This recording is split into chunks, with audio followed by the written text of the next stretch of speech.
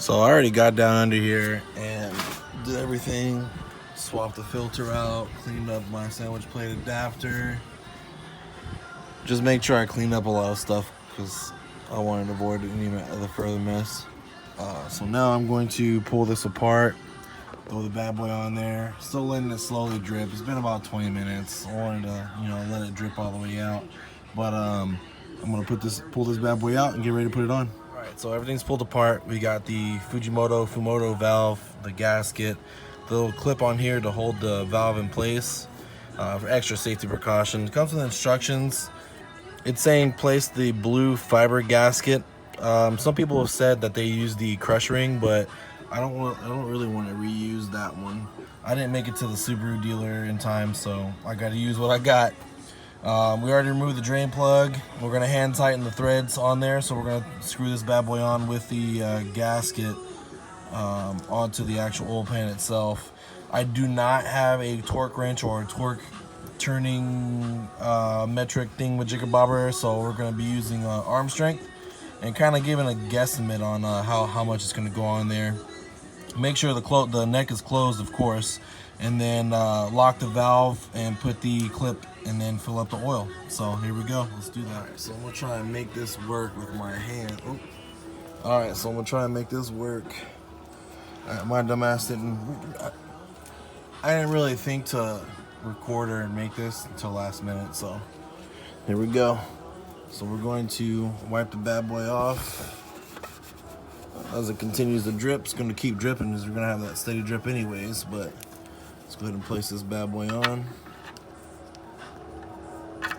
Let's try not to drop it into the old drain pan. Get the threads going. All right. Yeah, sorry, really crappy camera job on there. We have it hand tightened. So I'm going to clean up the area a little bit, just a wee bit. Dirty ass little pan. Excuse my French. All right. I love this. Now it's going to make shit so much easier. I can put a little fucking hose on there. Let that shit drain out. All right, but yeah, let me get this tightened. All right, so we got our clip right there. You can see the opening for where it goes.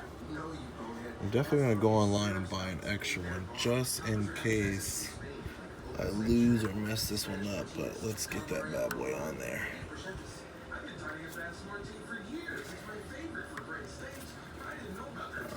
I'm gonna move the phone so I can see a little better. Alright, so the actual plastic piece is on there. I'm gonna probably go online and buy another one. Just so I have a backup, just in case it messes up. But you can see the slot it goes on. So super simple, easy. Seems pretty legit. See how it does on future oil changes. Alright, good stuff. So I forgot to add that I actually have the F105S. The S is for the short tube, I believe. And then they have the L for the long tube. And then just the F105 for without a tube. And it just has just the little piece where the screw comes off. And it's just open and just shoots out. But I got this one.